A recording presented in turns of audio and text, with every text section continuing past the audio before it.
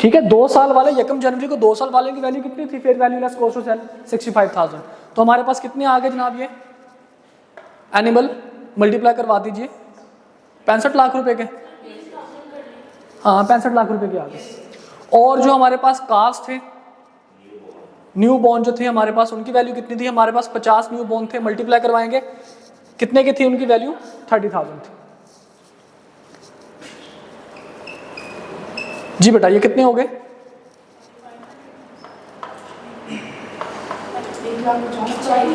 1,50,000 रुपये जी। अच्छा जनाब 1,50,000 या 15 लाख रुपए, देख लेना 30,000 है ना, तो ठीक है 1,50,000, सॉरी वही मैं सोच रहा था ना 1,500,000, 15 लाख रुपए। ओके जी।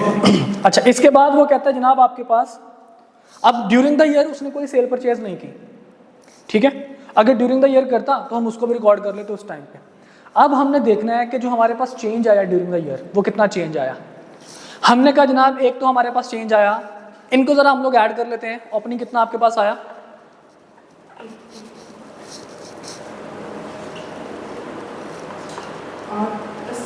8 मिलियन का।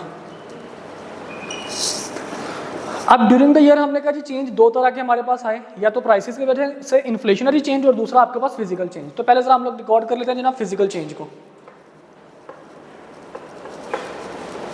फिजिकल चेंज हम कैसे रिकॉर्ड करेंगे, हमने कहा जनाब हमारे पास जो एनिमल थे कितने थे हमारे पास एनिमल, 100। इनको हमने मल्टीप्लाई किससे करवाना, देखिए फिजिकल चेंज कितना आया। हमने कहा जनाब जो पूरे साल में 2 साल वाले एनिमल थे 1 जनवरी 2022 को कितने के मिल रहे थे, 60। पहले ऐसा करते हैं, पहले प्राइस वाला करते हैं ताकि फिर फिजिकल हमारा इजी हो जाएगा। पहले प्राइस को कर लेते हैं, फिजिकल हमारा फिर इजी हो जाएगा। देखिए हमने कहा जनाब 2 साल वाले एनिमल कितने के थे, 65,000 के, ठीक है। अब प्राइस में कितना चेंज आया, कैसे पता चलेगा कि 2 साल वाले एनिमल अब कितने के हो गए, 75,000 के हो गए, ठीक है। तो इसका मतलब क्या हुआ कि प्राइस कितनी बढ़ गई है 2 साल वाले एनिमल की एक साल के अंदर, कितना, 10,000 रुपए। तो हम इसको मल्टीप्लाई किसके साथ करवाएंगे, 10,000 रुपए से मल्टीप्लाई करवाएंगे। 10,000 से करवा लीजिए या 75,000 माइनस 65,000 ऐसे कर लीजिए, एक ही बात है। तो कितने पैसे बन गए बेटा ये, 10 लाख रुपए। और जो काव्स थे वो हमारे 50 काव थे, मल्टीप्लाई करवाएंगे किसके साथ, जो न्यू बॉर्न थे वो कितने के थे, 30,000 रुपए के। अब न्यू बॉर्न कितने के हैं, 50,000 रुपए के। तो 20,000 रुपए का जो है वो यहाँ पे उनकी प्राइस का चेंज आया जी। यहाँ पे हम लिख लेते हैं जनाब आपके पास 50,000 माइनस 30,000, तो 20,000 से मल्टीप्लाई करवाएंगे तो क्या आंसर आया इसका, 10 लाख रुपए ही इसका आंसर आया। तो फिजिकल चेंज जनाब आपके पास कितना आया, 20 लाख रुपए का, ठीक है जी। अब सॉरी प्राइस चेंज। अब हम बात करते हैं फिजिकल चेंज की। अब फिजिकल चेंज का क्या मतलब है जी, अब फिजिकल चेंज जब हम लोग बेटा बात करेंगे तो हम कहेंगे जनाब हमारे पास 2 साल वाले जो एसेट थे या 2 साल वाले जो हमारे पास थे उनकी वैल्यू कितनी थी,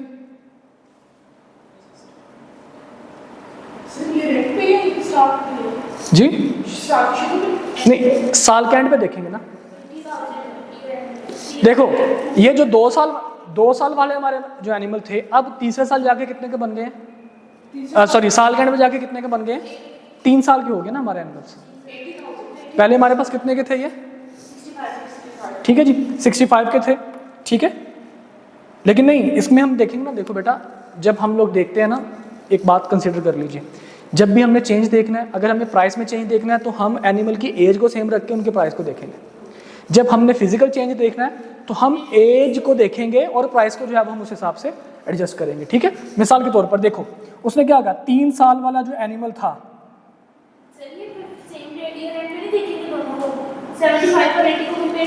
बेटा वही मैं कह रहा हूँ 3 साल वाला जो एनिमल था, मतलब यहाँ पे तो हमारा एनिमल कितने का था, 2 साल का, ठीक है। साल के बाद कितने का हो जाएगा, 3 साल का।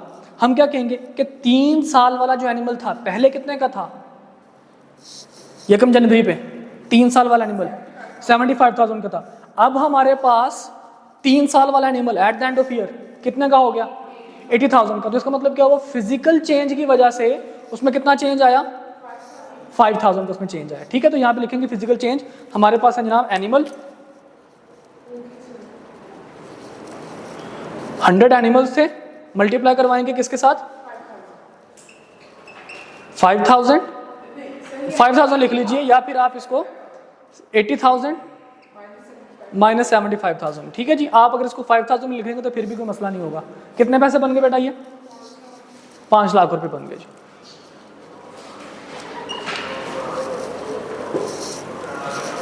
क्लियर? अच्छा, अब इसके बाद वो हमें कहता है जनाब आपके पास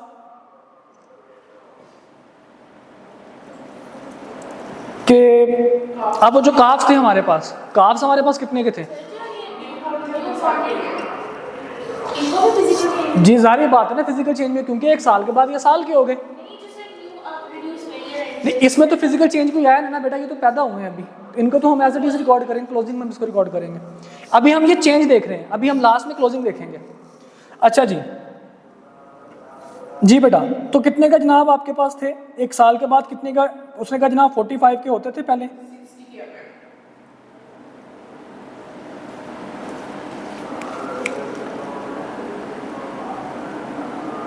एक मिनट,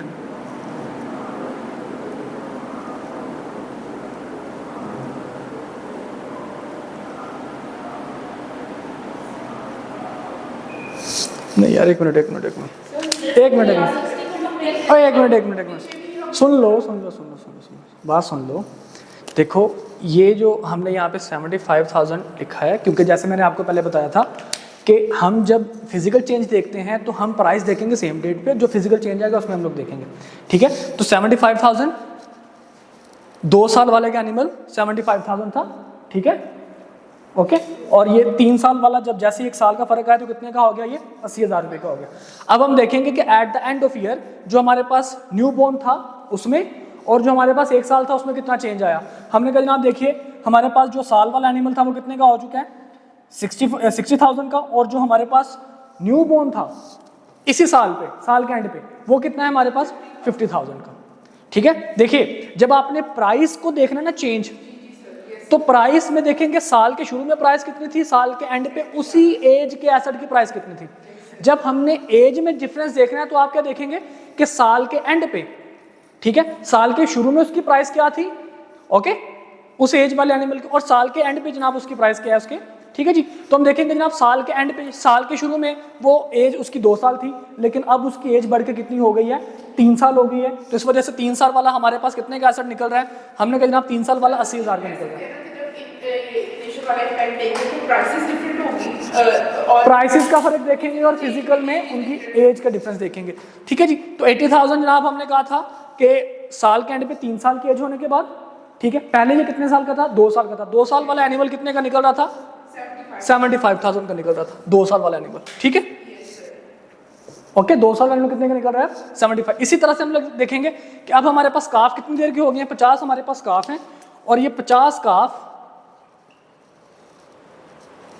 1 साल के बाद कितने के हो गए हैं जी, 60,000 रुपए के।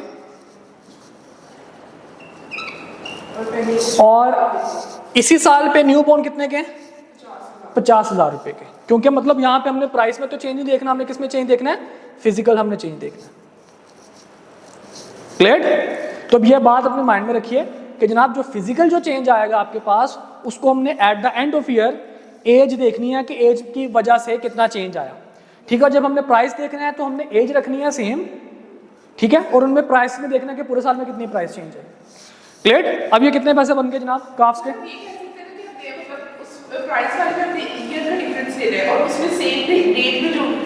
Eight the end of year जो भी आपके पास एज में फर्क आने की वजह से। जी बेटा, अब आप जरा देखिएगा कि कितना है, इसकी अमाउंट को मल्टीप्लाई करें। ये भी 5 लाख है। ठीक है जी। अच्छा, अब इसके बाद जनाब हमारे पास न्यू बॉर्न हमारे पास कितने के हैं जी, at the end of year new born हमारे पास कितने के हैं, जो क्योंकि जो ये भी तो फिजिकल चेंज ही है ना, आपके पास एसेट जो है वो इसमें इंक्रीमेंट लगा है। कितने के नाम हमारे पास न्यू बोर्न, 3 हमारे पास न्यू बोर्न थे, कितने के 50,000 रुपए के।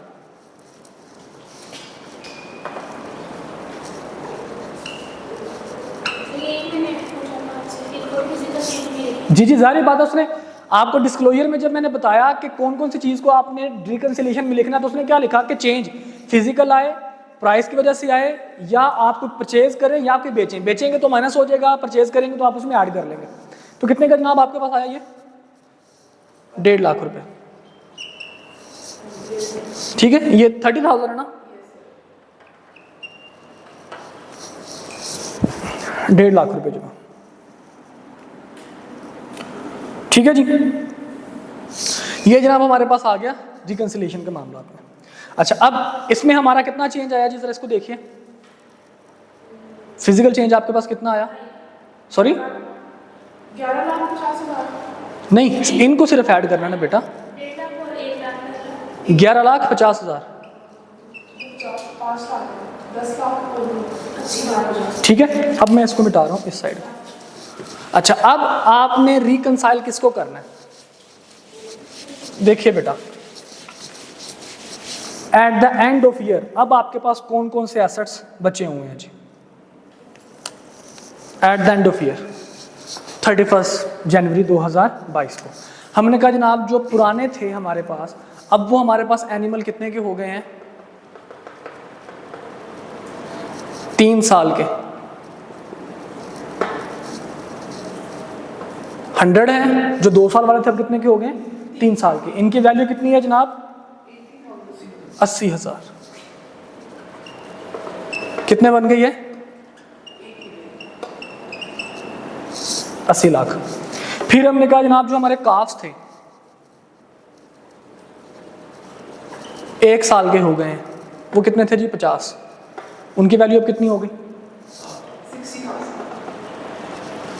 तो ये कितने पैसे बन गए, मल्टीप्लाई करवा दीजिए, 3 लाख, 30 लाख, 60 है ना, तो 30 लाख। फिर हमने कहा जो हमारे पास काफ जो न्यू बोर्न है वो भी हमने लिखने हैं,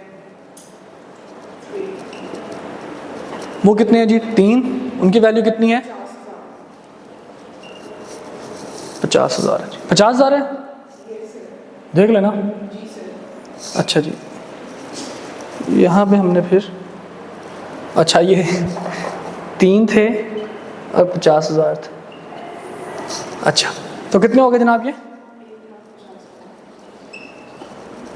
अच्छा इनको ज़रा ऐड कीजिए, सबको ऐड कीजिए ज़रा, नोट 11 लाख, 80 लाख तो ये है,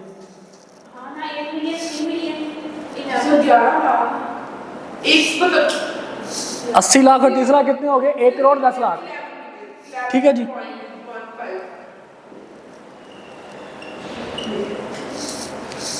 ठीक है जी, अब जरा इनको ऐड कीजिए, ये जो हैं वैल्यूज हमारे पास ओपनिंग, फिजिकल चेंज और प्राइस चेंज, जरा इनको ऐड कीजिए।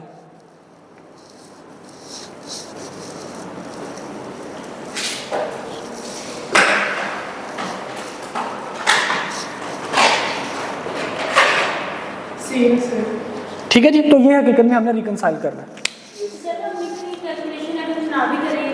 स्टैंडर्ड में कहता है कि ये करना है, हाँ ये वाली क्यों नहीं कर रहे, नहीं, रिकंसिलेशन का मतलब क्या होता है, रिकंसाइल का मतलब होता है कि आपने देखना है कि ये जो चीज़ है इसके बराबर आती है कि नहीं आती, ठीक है। तो हम क्या देख रहे हैं, हमने रिकंसिलेशन कैसे स्टेटमेंट हमने बनानी है जिन्हें ओपनिंग, उसके बाद ड्यूरिंग द ईयर जो चेंज आया उस चेंज को हमने उस ओपनिंग में ऐड करना है, तो देखना है कि क्या ये क्लोजिंग के बराबर आता है कि नहीं आता, ठीक है। तो हमने कहा जनाब opening plus change, addition deletion जो भी हुआ हमने यहाँ पे लिख दिया, ये हमारे पास फाइनल अमाउंट बन गई, इसके बराबर हमारी क्लोजिंग वैल्यू होनी चाहिए, अगर इसके बराबर नहीं आ रही तो या हम क्लोजिंग में कोई मिस्टेक कर रहे हैं या फिर हम लोग इसके चेंज में कोई मिस्टेक कर रहे हैं, क्लियर। अच्छा अब आप इसको डिस्क्लोज कहाँ पे करेंगे, आप इसको लिखेंगे कहाँ पे, हम कहते हैं जनाब जो आपके पास बायोलॉजिकल एसेट है, आपने जो क्लोजिंग वाला आपने उसको लिखना है किधर, अपने नॉन करंट एसेट्स में, क्योंकि जाहिर बात है कि आप 1 साल के लिए तो इस्तेमाल नहीं करेंगे ना बायोलॉजिकल एसेट को, ज़्यादा टाइम के लिए करेंगे। तो आप यहाँ पे लिखेंगे जनाब statement of financial position non current asset, क्या नाम देंगे? बायोलॉजिकल एसेट का।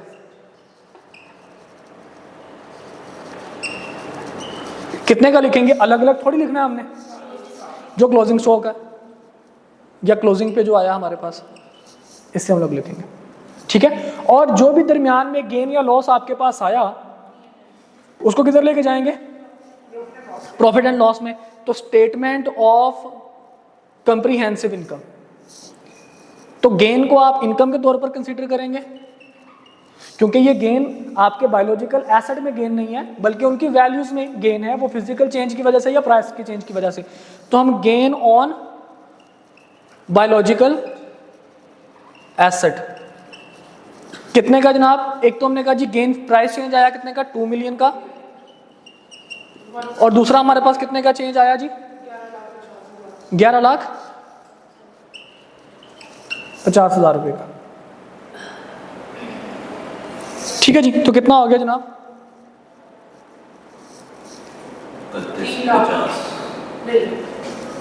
31,50,000 31,50,000 रुपए का, ठीक है। अब उसने कहा था जनाब उसको मेंटेन करने के लिए आपने कॉस्ट भी इंकर की। हमने कहा जी कितनी कॉस्ट इंकर की है बता दीजिए। उसने कहा जनाब इसको हम क्या लिखेंगे, इसका हम लोग क्या नाम देंगे? एक्सपेंस। कौन सा एक्सपेंस? कौन सा एक्सपेंस? हमारे पास ये होगा मेंटेनेंस एक्सपेंस, ठीक है जी। तो मेंटेनेंस एक्सपेंस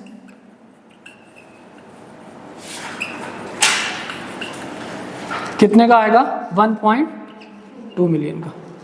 ये जनाब हमने इसके एक्सट्रैक्ट्स इस तरह से डिक्लेयर करने हैं जी बेटा। यहां तक के मसले में ऑल ओके। अच्छा, अब इसके अलावा उसके डिफरेंट जो हैं वो उसके डिस्क्लोजर्स हैं, इतने वो कोई इंपॉर्टेंट नहीं है।